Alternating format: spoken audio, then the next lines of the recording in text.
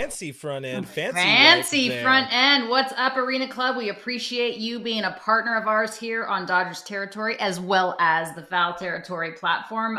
So yeah, this is what we're going to be talking about. We don't talk about Shohei Ohtani enough, so let's absolutely make him our Arena Club spotlight player. This is a dude, right? I mean, this is a guy that is so unbelievably gifted. Entering play, Clint, on Wednesday, the 21st, as we sit here and we record this show, he is 9 for 27 with 3 doubles, 3 home runs, 7 stakes, 6 runs scored in 6 games versus the Diamondbacks this season. How about some fun with numbers, will ya, on Shohei? He's batting .323, .413, .679 with 38 homers, 75 ribbies, and 98 runs scored in 106 regular season games at Chavez Ravine as a member of the Dodgers. That's a lot of numbers I just threw out there, but the point is Shohei Ohtani is so awesome. And by the way, he's getting closer to facing hitters. We'll get into that with Mark Pryor coming up, but he's just a dude. Yeah, and amongst the league leaders in wins above replacement, stolen bases, batting average, a leader in homers and all that. Just so dang good at baseball. And I said as of the time we're filming this, recording this, he's 5th in baseball in wins above replacement. That we, like you said, he's getting healthier, getting closer to getting him on a mound where he is essentially the WAR cheat code when Shohei is healthy and is on the mound. And we did get a positive update this week from Dave Robertson Company. Yes, he finally has mixed breaking pitches into his routine.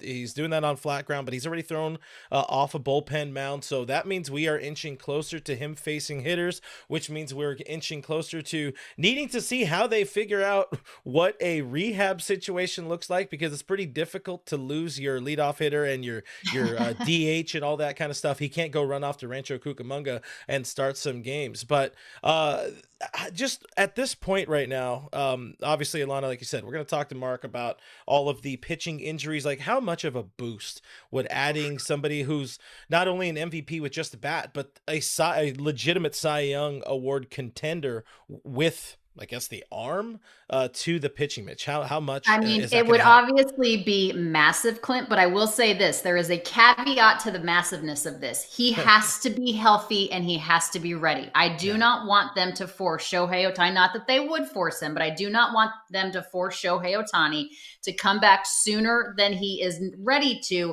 because of the decimation of injuries to the starting staff and even to the bullpen that is obviously being overworked and taxed just because of the lack of starting arms in the Dodgers rotation. If he's healthy, if he's ready, if he's stretched out, if it makes sense, bring it. But please do not rush him back just because we desperately need some starting arms. We can sustain up until he's actually ready. We will be fine. The Dodgers are still in first place. It's May 21st as we sit here today. Just don't force the issue. But yes, of course, if he's ready, I cannot wait to see him. And we will talk to Mark Pryor about what that looks like, where he is in the process. But first, let's check out the slab pack from our new friends at Arena Club. We love to see it. Look at this. I love this. Do we need a drum roll, it feels like? Our first pack rip. What do we got? Arena Club gives us a Shohei Ohtani card. How do you like that? Why is he in an angel? Oh. We appreciate Arena Club. Listen, the good thing is you can use the buyback program from Arena Club. You can get yourself a card that has Shohei in a Dodgers uniform, which is what we all want to see. But that's pretty dang cool. And Alana, why don't you tell people what our friends at Arena Club are doing for supporters of the show and supporters of the Foul Territory Network? Right, absolutely. Right now, you can get 20% off your first slab pack or card purchase by going to arenaclub.com/foul and use code FOUL. That's arenaclub.com/foul, code FOUL for 20% off your first purchase. It is cool. Love having them as part of our show. Yeah. And you know what I'm looking forward to right now is we got somebody waiting to join us. He's pretty important. He has nothing really going on in his life outside of a billion injuries. But what do you say we welcome in our friend Mark Pryor? Let's do it. Always great to be joined by Dodgers pitching coach. Obviously started with the organization in 2018 and is now the Dodgers pitching coach for the last 6 seasons. Mark Pryor, the USC great. much to the chagrin of Dave Roberts. Mark, good to be with you. So you got nothing going on, right? I mean, nothing on the top of your head, nothing to worry about, nothing to work through. How you doing? I'm doing great. Recency bias. Last night was great. Yama went out and performed like an ace and stopped an unfortunate losing streak. But I'm doing well in general. But yeah, clearly we have our challenges right now in front of us, and we're gonna find a way to do it. Mark, I assume you guys by this time of season are smart. Don't look at the internet, because when I read the internet, I hear Mark Pryor is actively injuring all these pitchers and the strength and conditioning coaches. Nobody knows what they're doing. It turns out pitchers can break. It's a very volatile career choice, as you know very well. Could you help try to explain to some folks so we could use this in perpetuity? Explain to some folks how sometimes injuries just plainly aren't something you can control. Yeah, clearly I can speak to the injury front as a player. It's a unique an environment. I think clearly in this in our organization, we're feeling the ramifications of the injuries, but it's across the landscape of baseball as a whole. A lot of teams are dealing with injuries, and specifically to pitchers, and it's tough to pinpoint one thing, and I don't think it's fair for me to go and say, what is causing injuries, what is not causing injuries.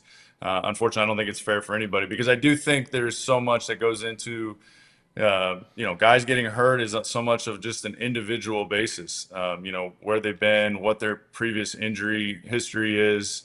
Some things are fluke, some things are wear and tear, or being used, tired type thing, injuries. But it's an unfortunate thing that we're having to deal with. And so is every other organization to some capacity. Right now, it's very acute for us. We've lost, a lot of guys that we expected to carry the bulk of the innings for us. That's put a lot of pressure on some other guys. And unfortunately, we've had some guys come up hurt. But I don't know.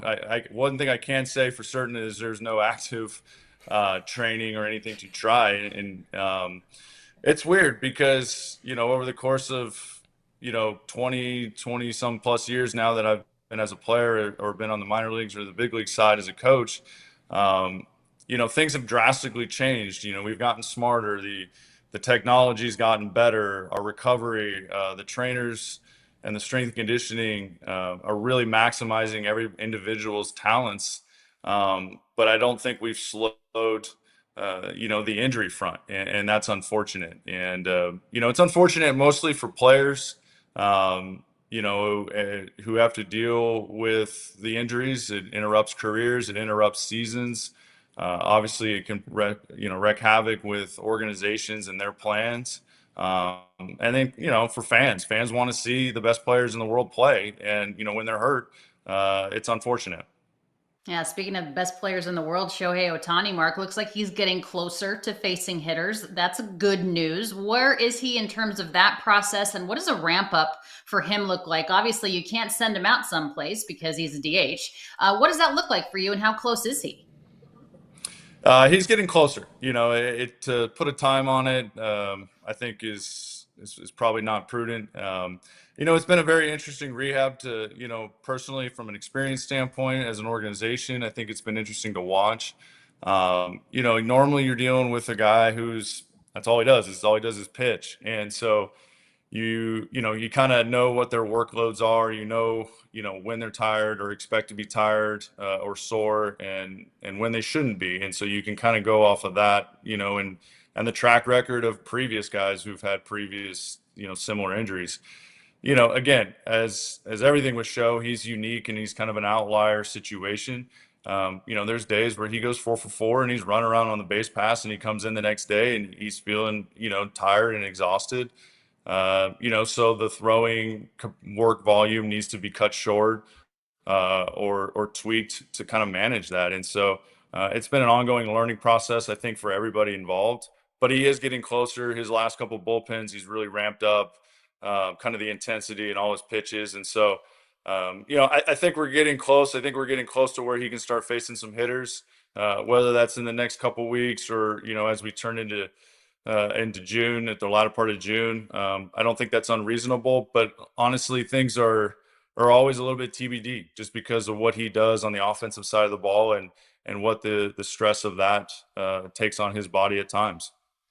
One of the guys who has been around this season has actually been able to stay healthy and is a damn good ace for this team. Is a guy who won, well, we're recording this and we're going to post this on Thursday, so I can't say last night's game, but last night's game, Yoshinobu Yamamoto plays the stopper for this team, and my God, he's so good this year. What was something you guys worked on with Yama to kind of get into this point where he's taking these next steps into really becoming, he's an ace of Japan, and now he is a true Cy Young front runner in MLB. What was the big difference you guys worked on this offseason? Yeah, honestly, I think it goes back to the playoffs. I think last year was such a learning curve for him. As we see, Roki trying to transition as well, as Sho did, back when he was with the Angels. I think that first year is such a transition on so many different levels. But I think what we saw when he came back off of his IL stint in September and then through the playoffs was his understanding of the hitters and what the game is like over here, and then really understanding how his stuff and his strengths play against these guys. He's got above average pitches, split, fastball, his command. He can do a lot of different things, which allows him to attack hitters in a lot of different ways and change the way he attacks hitters so they don't always have the same look. And I think that he started feeling that and having that confidence with themselves. And I think if you go back to that first playoff game against the Padres, I think there was a lot of some previous games that he had in that season last year, the first game in career, obviously, and then, during the season. And then he kind of got roughed up again a little bit in that game, in that first game against the Padres in the DS. But he really, his teammates rallied around him. He really went to work, and it was more about understanding how his stuff plays against hitters and really kind of fine tuning that and looking at, if guys had splits and had faced these hitters, going to see what the swings looked like. And so I think he started really internalizing, which just led to more confidence. And then I think you saw him take off in that game 5 of the DS, and obviously in the CS in the World Series. He got stronger over the offseason. He put a lot of work into knowing that he didn't want to go on the injured list like he did last year. And so I think you're seeing the strength component, and then you're layering on and compounding just the overall confidence of he knows that he is a elite pitcher in this game right now. And I think you're seeing that every time he takes the ball. And I think last night was a prime example. His last couple outings have been, for his standards, haven't been up to, what he had set out at the beginning of the season. But very much, obviously, is still quality outings. And then he kind of got into it as the game went on. He just got stronger and stronger. And that's what you see from elite guys. They might not have it all lined up in the first couple innings, but as the game gets going and he gets into a rhythm, he just started, locating and commanding.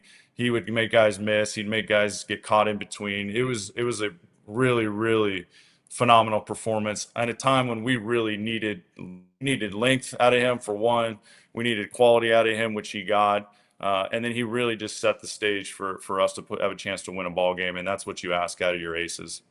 Yeah, the in-game adjustments from Yamamoto seem so much more apparent this season than they did last season. Obviously, another year under his belt. Let's talk a bit about Roki Sasaki, Mark, because this is a guy, of course, everyone heard the name in the offseason, everyone trying to land this 23-year-old. But honestly, he's a kid. How much do you think that shoulder injury was kind of hampering the results, and where is he right now?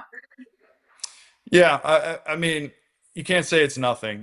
How much of it played a role into kind of his trend down after, his opening couple starts. That's hard to say, but I definitely think this is something that's, clearly he was bothered by it last year at times in Japan, and it's kind of reared its head again a little bit. So, I think you have kind of two different paths going on here. You have a development path, overlaid with him trying to perform at the major league level. And those things aren't easy. We see it a lot of times with, guys coming up from AAA in the minor leagues, and they're trying to continue their development at the big league level.